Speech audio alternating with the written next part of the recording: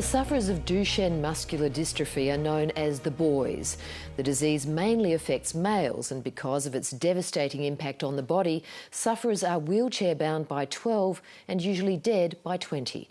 Until now, it's been untreatable, but researchers in Perth have developed a genetic medicine that could help sufferers. And its first Australian trial is about to start in Western Australia. Nikki Wilson-Smith reports.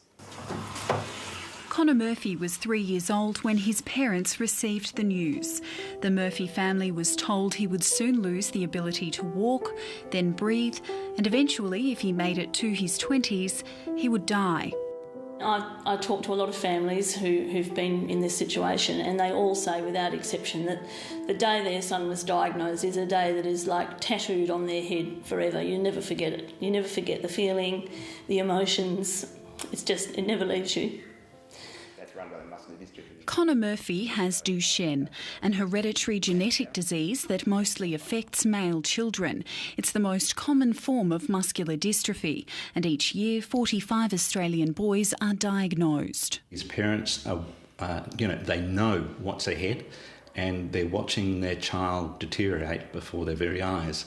It's devastating. Your family life is completely destroyed in the sense of what a normal family life. There is none after that. But Connor Murphy tries not to let muscular dystrophy affect his hectic daily schedule. The 22-year-old lives down the road from his parents with the help of a support worker. He's just finished a double degree in politics and history, and twice a week he plays wheelchair sport. If I let the fear totally run my life, then I wouldn't have done anything. Wouldn't have gone to uni, wouldn't have done, the things I have been, which is stupid because you might as well live the life that you've got. You can't. Getting upset and being fearful and crying and all that stuff is not going to change the situation you're in. But hanging over the Murphys' heads is the harsh reality that Connor is getting worse by the day, and there is nothing they can do about it. You are grieving constantly. You're constantly going around with this loss, a cycle of loss with your son. There's also a sense of, let's all just put in a too hard pile. It's all too hard. We can't deal with that. Let's worry about people we can do something for, and they can all just be chucked on the scrap heap, really. And that's what happens. That was until now. A breakthrough genetic treatment is offering hope to boys with Duchenne. Developed in Western Australia, the treatment is called exon skipping. Traditional genetic medicine involves altering a person's genes. This new treatment works by snipping out the damaged parts of DNA that cause muscular dystrophy. It's a molecular scalpel that we're designing for the clinicians to trim the disease part of the gene message out. Professor Steve Wilton had what he calls his eureka moment when he was working in a laboratory in Royal Perth Hospital. He noticed some cells behaving strangely, then quickly realised how they could be used to combat genetic disease. So people with Duchenne muscular dystrophy, they've got a spelling error in this massive gene, and this spelling error stops the full-length protein being made. So the treatment we've come up with is a way of giving the cell the ability to skip over the spelling error. It's taken 10 years of collaboration with his colleague Professor Sue Fletcher, but finally the treatment is ready to use. The team conducted a small trial in the UK about 18 months ago with promising results.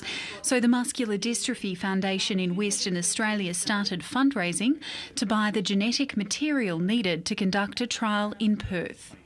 You really want to have an impact. The longer you leave it, the boys are progressing in their disease. People are dying, and so, I really want for it to happen very, very quickly.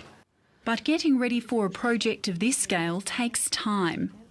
The concept of the trials here is that we're monitoring the boys in the clinic for 6 to 12 months to build up a baseline so they become their own control.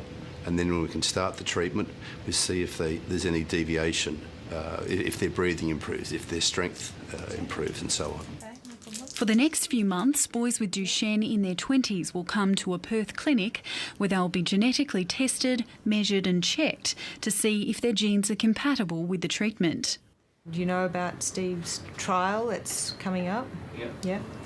So he's been going through everyone's mutations and finding out which ones are potentially treatable at the present time. Yours is definitely in the area where it could be potentially treatable.